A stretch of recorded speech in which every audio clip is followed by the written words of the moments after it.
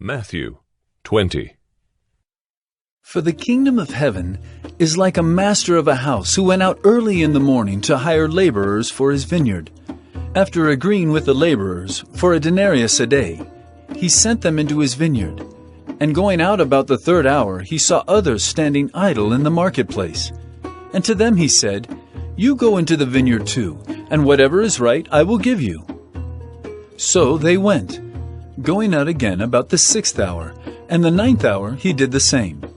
And about the 11th hour he went out and found others standing, and he said to them, "Why do you stand here idle all day?" They said to him, "Because no one has hired us." He said to them, "You go into the vineyard too." And when evening came, the owner of the vineyard said to his foreman, "Call the laborers and pay them their wages, beginning with the last up to the first." And when those hired about the 11th hour came, each of them received a denarius. Now when those hired first came, they thought they would receive more, but each of them also received a denarius. And on receiving it, they grumbled at the master of the house, saying, "These last work only 1 hour, and you have made them equal to us, who have borne the burden of the day and the scorching heat." But he replied to one of them, "Friend, I am doing you no wrong. Did you not agree with me for a denarius?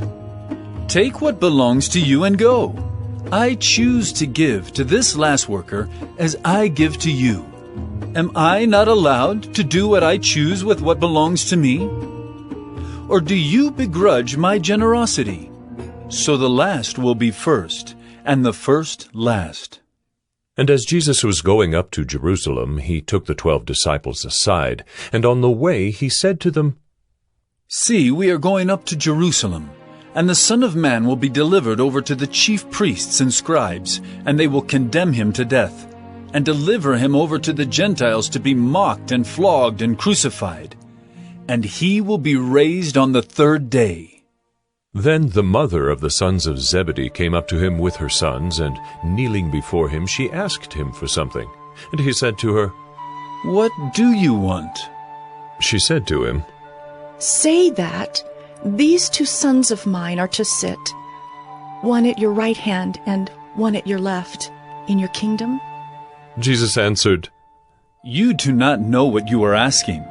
Are you able to drink the cup that I am to drink?"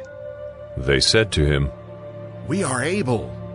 He said to them, "You will drink my cup, but to sit at my right hand and at my left is not mine to grant, but it is for those for whom it has been prepared by my Father." And when the 10 heard it, they were indignant at the 2 brothers. But Jesus called them to him and said, "You know that the rulers of the Gentiles lord it over them, and their great ones exercise authority over them. It shall not be so among you.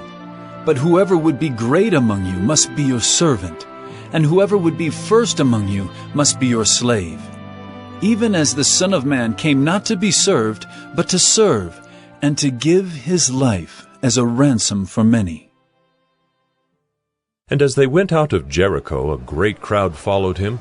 And behold, there were 2 blind men sitting by the roadside. And when they heard that Jesus was passing by, they cried out, "Lord, have mercy on us, Son of David." The crowd rebuked them, telling them to be silent, but they cried out all the more, "Lord, have mercy on us, Son of David." And stopping, Jesus called them and said, "What do you want me to do for you?"